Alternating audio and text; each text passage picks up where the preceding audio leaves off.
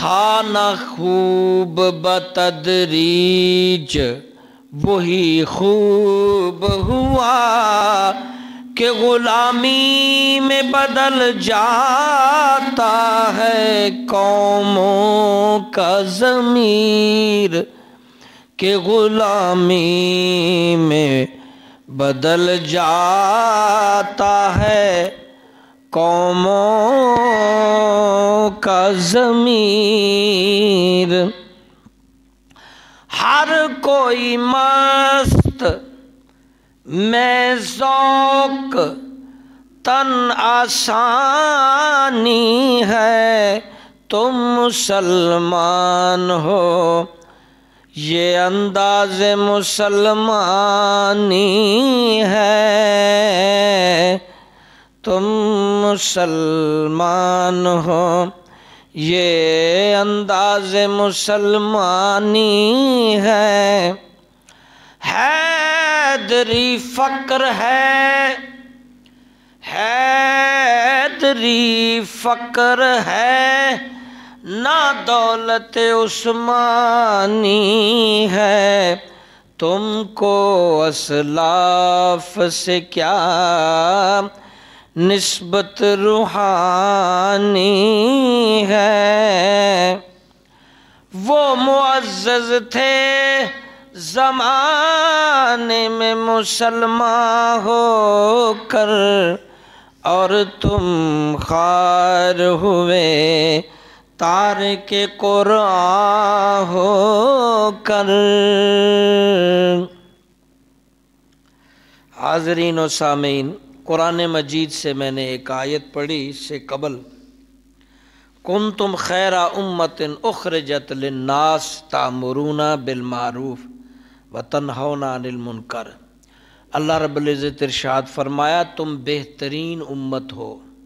یعنی جتنی امتیں گزری ہیں ان میں سے یہ امت بہترین ہے۔ آگے فرمایا اخرجت للناس تأمرون بالمعروف، تم بہترین امت ہونے کے جو وجوہات ہیں ان میں سے ایک یہ بھی ہے کہ تم تبلیغ کرتے ہو، لوگوں کو اچھے کاموں کا کہتے ہو، برے کاموں سے لوگوں کو روکتے ہو۔ تأمرون بالمعروف، کہتے ہو لوگوں کو، تبلیغ کرتے ہو، اچھے کاموں کا لوگوں کو بلاتے ہو، نیک کاموں پر بلاتے ہو، نماز میں بلاتے ہو، اچھے کاموں کے لیے بلاتے ہو، اللہ کے دین پر بلاتے ہو، تم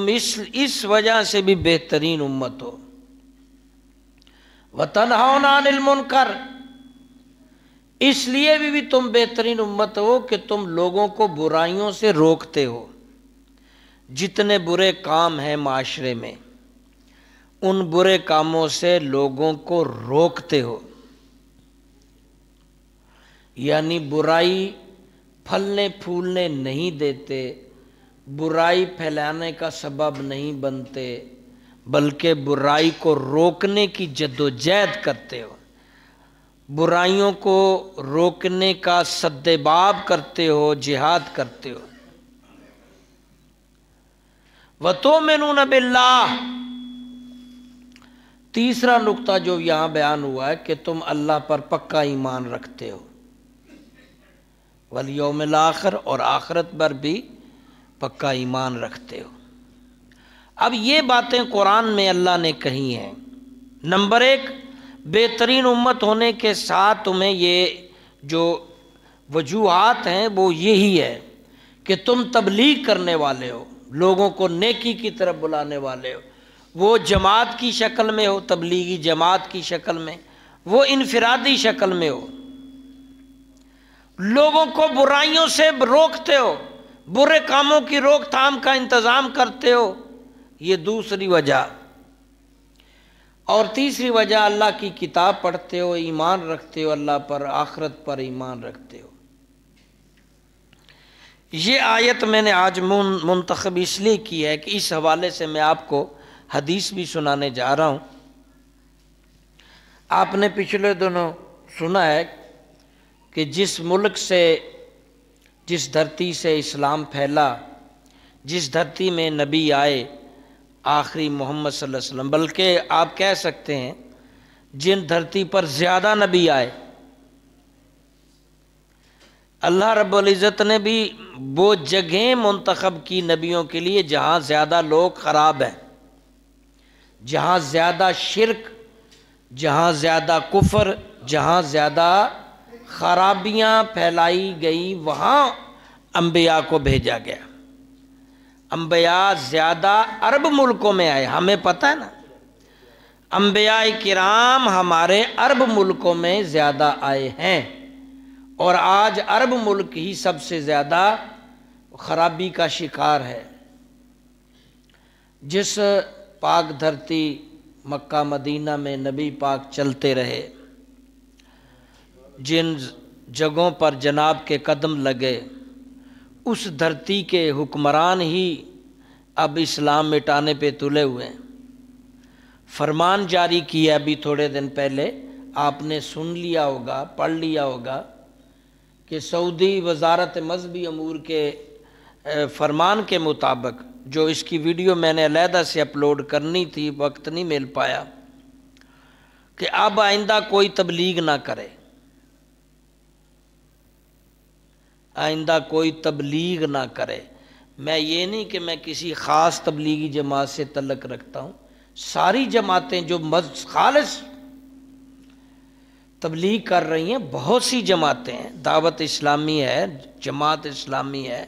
تبلیغ جو ہماری بہت سی جماعتیں جو اللہ کی طرف لوگوں کو بلاتے ہیں، گناہوں سے بچنے کی ترغیب دیتے ہیں۔ آپ نے بھی دیکھا ہوگا بہت سارے ایسے لوگ جو گمراہی سے باز نہیں آتے تو اس کو چلا لگاتے ہیں یا تبلیغ پہ بھیجتے ہیں، تو جب وہ واپس آتا تو بہت بدل چکا ہوتا ہے۔ مجھے یاد ہے میرے ایک ملنے والے، ان کا کوئی عزیز بہت ہی نشے اور زنا اور برائیوں میں مبتلا تھا، وہ اکثر مجھے آ کر کہتا ہے ایسی کوئی پڑھائی بتاؤ،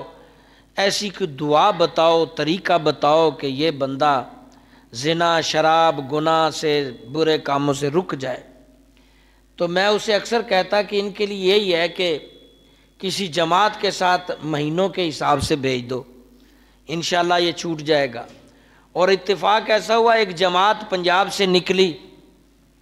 جس نے کئی صوبوں کا راؤنڈ کرنا تھا، اس کے ساتھ جب ہم نے بھیجا، وہ تقریباً 4 ماہ بعد تبلیغ سے واپس آیا۔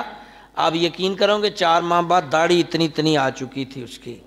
ہاتھ میں تسبیح تھی، اور پہچانا نہیں جا رہا تھا کہ یہ وہی بندہ، یہ وہی زانی، یہ وہی نشئی ہے جو ہم نے بھیجا تھا۔ اترا ہوا چہرہ اور برا رنگ، جو چہرے پہ رنگ، اڈی ہوئی رنگت اور گندا آدمی، بدبودار جسم، گندے کپڑے والا، 4 ماہ بعد جب آیا تو اس کے جسم سے خوشبو آ رہی تھی، صاف ستھرے کپڑے تھے، داڑھی مبارک، ہاتھ میں تسبیح، اور اس نے آتے ہی پہلے جو ہماری مسجد میں اذان پڑھی، حالانکہ وہ قرآن نہیں پڑھا ہوا تھا، آتے ہی اس نے اذان پڑھی، اور اس کی اذان میں بڑا درد تھا، ہاں جی، اور پھر اتنا نمازی پکا ہوا، کہاں گئے وہ نشے، کہاں گئے وہ خرابیاں، اور وہ چینج ہو گئے۔ اور پھر اس نے اپنی زندگی کا ایک دستور بنایا کہ وہ سال میں تقریباً 8 ماہ کام کرتے تھے، اور 4 ماہ مختلف اوقات میں جتنا اس سے ہو سکتا تھا وہ تبلیغ پہ نکلتے تھے، اور اس طرح اپنے آپ کو فٹ فاٹ رکھتے تھے۔ ان سے میں نے یہ جملہ سیکھا تھا کہ جب تک گاڑی کی ٹیوننگ نہ ہو، گاڑی مکینک کے پاس نہ جائے، گاڑی کی ٹیوننگ نہ ہو تو گاڑی تباہ ہو جاتی ہے، اس کا انجن سیز ہو جاتا ہے۔ ضروری ہے کہ 1 ماہ بعد یا 1000 کلومیٹر کے بعد گاڑی کو مکینک کے پاس لے کے جاؤ، اس کا موبل چینج کرے، اس کے نٹ بولٹ کسے، اس کی جو ٹیوننگ ہے وہ کرے، پھر گاڑی فٹ فاٹ۔ اگر نہیں لے کے جاؤ گے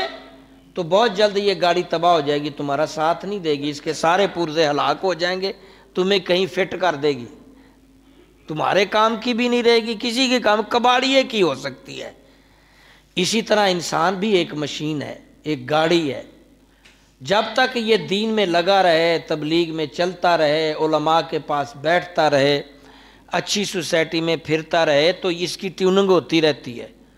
آپ یقین جانیے، آپ کچھ دن کسی نیک بندے کو نہ ملیے، کچھ دن مسجد میں نہ آئیے، آپ کا نفسیاتی ماحول چیک کیجئے گا،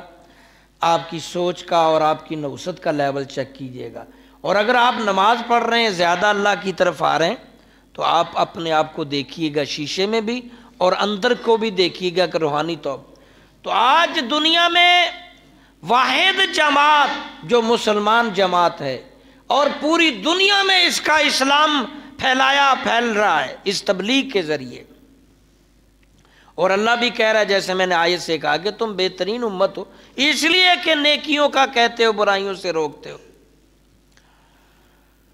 اور اللہ کے حکموں پر چلتے ہو۔ اس کا اثر یہ ہو رہا تھا، پچھلے کئی سالوں سے میں دیکھ رہا تھا کہ بڑے بڑے جو اداکار ہیں، گلوکار ہیں، بڑے بڑے جو بازاری عورتیں مرد ہیں،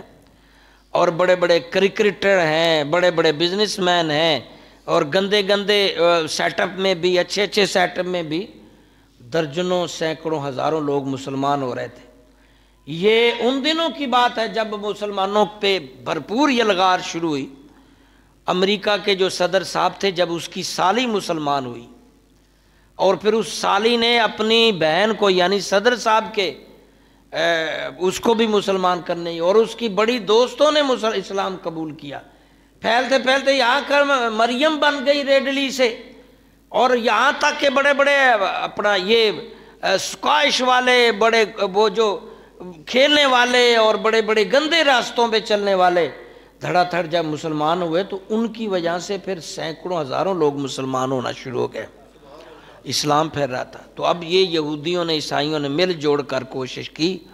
کہ ہم یہ ورلڈ آرڈر جو شروع کیا 90 میں جب 9th کا سٹوڈنٹ تھا،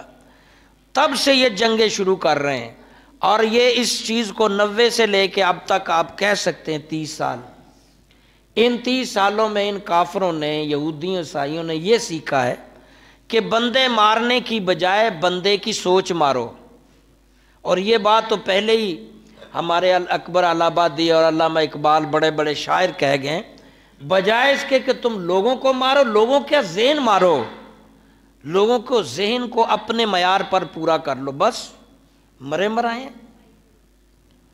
یہ چیز اب انہوں نے پہلے بندے مارے بہت،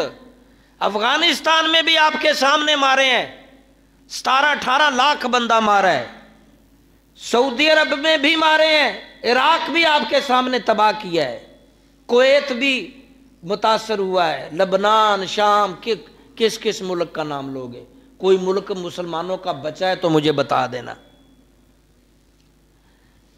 کوئی ایسا اسلامی ملک جس پہ حملہ نہ ہوا ہو، مسلمان نہ مارے گئے، بتانا۔ سب جگہ انہوں نے یہ 30 سالوں میں مار مار کے بندے، ایک محتاط اندازے کے مطابق 57 لاکھ مسلمان مارے ہیں مختلف ملکوں میں، 57 لاکھ مسلمان مارے ہیں، اور 1 کروڑ کے لگ بھگ مسلمان اپاہج، معذور اور کمزور کیے ہیں کافروں نے،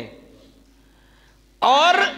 کئی کروڑ دین سے بدظن کیے ہیں۔ اور ان سالوں میں انہوں نے تجربہ کیا ہے کہ بجائے بمب مارنے کے، بجائے لوگوں کو قتل کرنے کے، کیوں نہ ان کو غلام بنایا جائے۔ اب اسلام جو روح ہے مومن کے اندر جہاد پیدا کرتا ہے، مومن کے اندر ذمہ داری پیدا کرتا ہے، تبلیغ اور خوف خدا کی بات کرتا ہے، قرآن میں آیات جہاد ہیں۔ اب اس کو ختم کرنے کے لیے تگ و دو رہی ہے، اور اس وقت